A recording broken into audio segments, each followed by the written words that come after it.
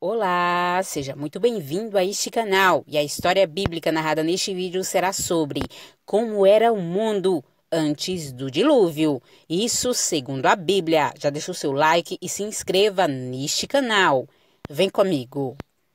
A Bíblia descreve o período antediluviano nos primeiros capítulos do livro de Gênesis.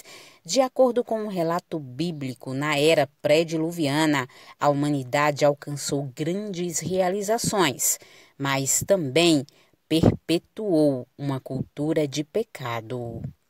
A primeira família descrita foi a família de Adão. Depois de serem expulsos do Jardim do Éden, Adão e Eva se estabeleceram e tiveram filhos e filhas. Como se sabe, o primeiro filho do primeiro casal foi Caim, mas Caim também foi o primeiro assassino do mundo antediluviano. Ele matou de forma covarde e brutal Abel, seu próprio irmão. Depois de seu terrível pecado, Caim recebeu uma marca de Deus e construiu uma cidade na terra de Nod. Caim deu a essa cidade o nome do seu primeiro filho, Enoque. Essa cidade antediluviana é a primeira cidade mencionada na Bíblia. Diferente do que as teorias extrabíblicas afirmam, a Escritura explica claramente que o homem foi criado por Deus como um ser racional e moralmente capaz. Isso significa que, embora o homem experimente um tipo de evolução intelectual à medida que adquire conhecimento e desenvolve novas tecnologias, biblicamente não houve um processo evolutivo como espécie, conforme defendido por algumas teses científicas. Isso fica muito claro quando olhamos para os relatos bíblicos sobre o período antediluviano. Como foi dito, Caim, o primeiro ser humano a nascer na terra, era desenvolvido o suficiente para edificar uma cidade. Seus descendentes, por sua vez, foram responsáveis por grandes invenções, como Jabal, Jubal e Tubal-Caim.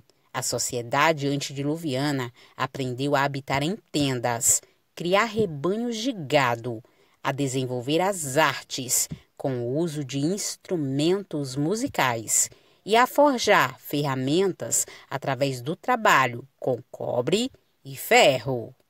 Depois, no tempo de Noé, a Bíblia mostra como ele já tinha a capacidade e os recursos necessários para construir uma grande arca, conforme as instruções divinas.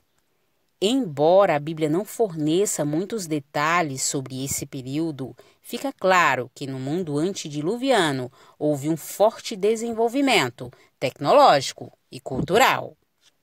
Apesar de não sabermos quanto tempo durou a era pré-diluviana, certamente o tempo decorrido entre Adão e o dilúvio foi muito maior do que o dilúvio até os dias atuais. Isso significa que o período histórico narrado nos primeiros capítulos do livro de Gênesis, antes do dilúvio, é muito maior do que o período do restante da história bíblica. Já foram feitas muitas tentativas de datar esse período, mas todas sem sucesso. Na verdade, o único registro que fornece algum dado cronológico é aquele presente na lista genealógica de Gênesis 5. Porém, é impossível estabelecer datas a partir desse registro, simplesmente porque esse não é o seu propósito e nem o propósito de qualquer genealogia bíblica.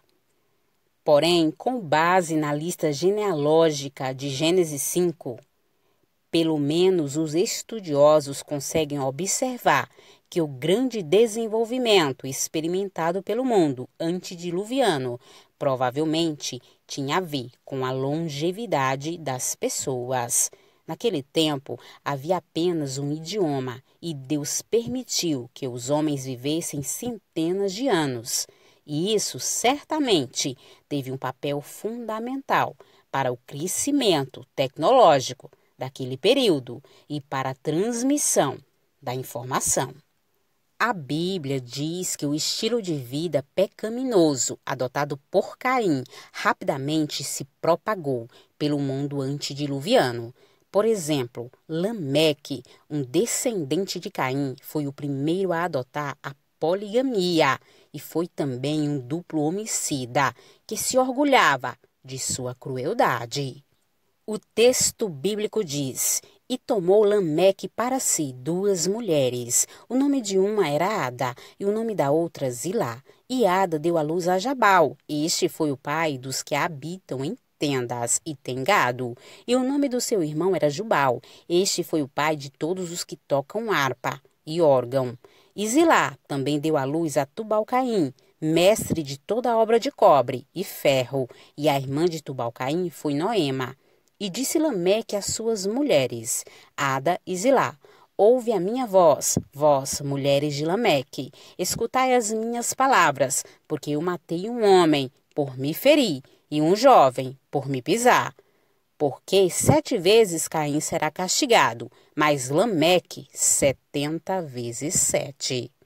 O próprio Caim, após ter matado Abel, não apenas não se arrependeu, mas também achou que o castigo divino sobre ele foi injusto. A Bíblia também diz que no período antediluviano, os filhos de Deus se misturaram com as filhas dos homens. É verdade que alguns intérpretes defendem que isso significou uma mistura entre seres espirituais e humanos. Em outras palavras, supostamente anjos caídos tiveram relações com mulheres na terra. Porém, a maioria dos estudiosos concorda que a interpretação que mais se adequa ao texto bíblico é a de que essa mistura se tratou da degeneração humana promovida pelo relacionamento de pessoas piedosas com pessoas ímpias, de modo que rapidamente a impiedade prevaleceu e caracterizou toda aquela civilização. Isso significa que, naquele tempo, a linhagem piedosa de Sete foi o ramo da humanidade que preservou o conhecimento de Deus. Mas, com o tempo, essa linhagem se misturou com a linhagem ímpia de Caim e a depravação espiritual alcançou um limite intolerável. Dessa mistura, inclusive, surgiram os Nefilins, que eram os homens valentes e de fama na antiguidade. Porém, no período antediluviano também viveram pessoas que realmente eram comprometidas com o Senhor. Abel, por exemplo, foi o primeiro mártir que continuou sendo lembrado como exemplo de fé até nos tempos do Novo Testamento. Enoque foi outro que teve um relacionamento tão próximo com Deus que acabou sendo transladado para não vir à morte. Por último, foi naquele período que Noé também nasceu, cresceu e se desenvolveu como um homem. Enoque e Noé tinham um relacionamento profundo com Deus, pois a expressão andou com Deus é aplicada somente a Enoque e a Noé. Vejamos o que o texto bíblico diz. E andou Enoque com Deus, e não apareceu mais, porquanto Deus para si o tomou. Estas são as gerações de Noé.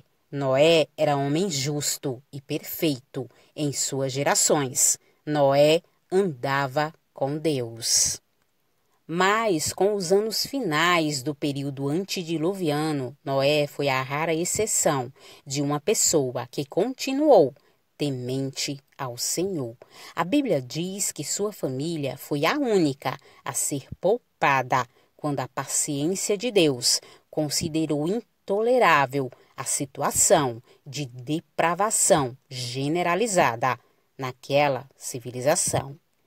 E foi assim que o período antediluviano chegou ao fim, com o derramamento da ira de Deus e a destruição da terra. No Novo Testamento, o apóstolo Pedro registra o fim da história antediluviana de forma bem clara. pelas quais coisas pereceu o mundo de então, coberto com as águas do dilúvio. E assim era o mundo antes do dilúvio.